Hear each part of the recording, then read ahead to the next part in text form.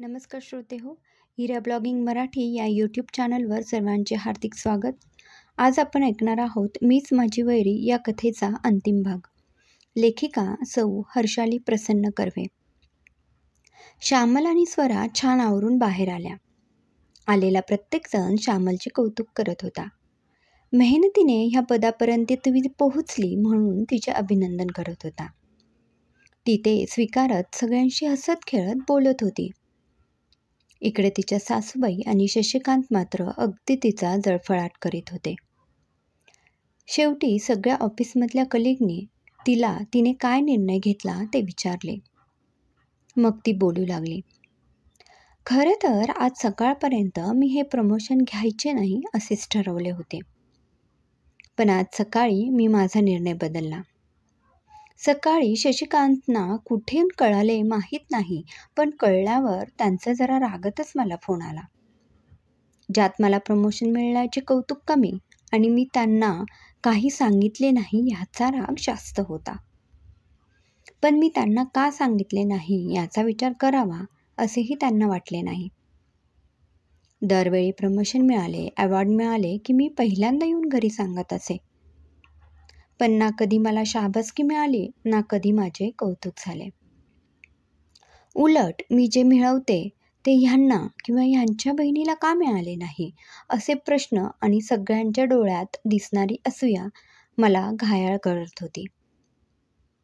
माझ्या माहेरी कितीही कौतुक होत असले तरी ज्याच्यासाठी मी माहेर सोडून इथे आले, ज्यांच्यासाठी मी एवढे कष्ट करते, त्यांना माझे जराही कौतुक नसावे ह्याचा मला मनस्वी राग येत होता. आज जेव्हा यांचा फोन आला तेव्हा माझ्या डोक्यात लख्ख प्रकाश पडला. आपण कितीही या लोकांचा विचार करून वागलो तरी ह्यांच्याकडून कौतुकाची थाप मिळणे शक्य नाही. पण ह्याला जबाबदारही आपणच आहोत.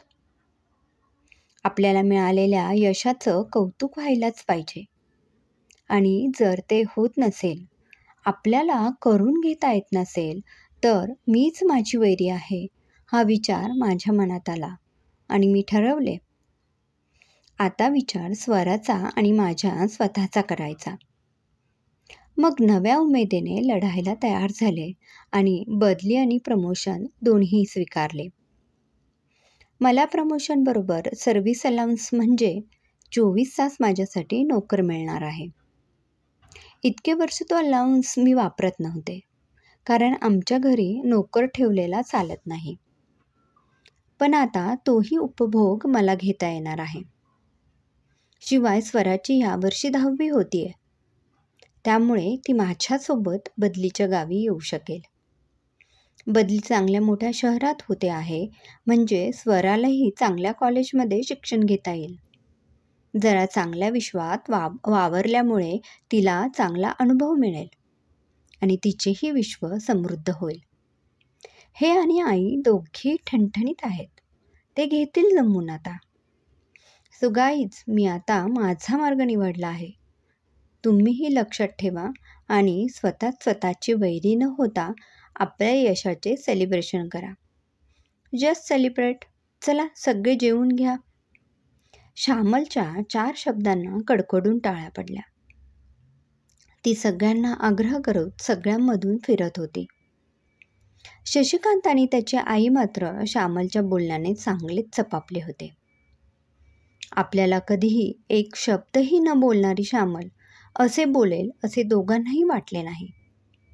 पण श्यामलने निर्णयच घेऊन टाकल्यामुळे दोघेही अगदी कलितकात्र झाले.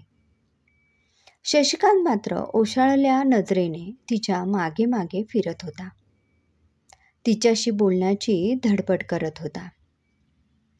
समाप्त. श्रोते हो, कशी वाटली ही कथा कमेंट करून आम्हाला नक्की कळवा. अशाच छान छान कथा ऐकण्यासाठी हिरा ब्लॉगिंग मराठी या यूट्यूब चॅनलला सबस्क्राईब करा. पुन्हा भेटूया नवीन कथेसह. धन्यवाद.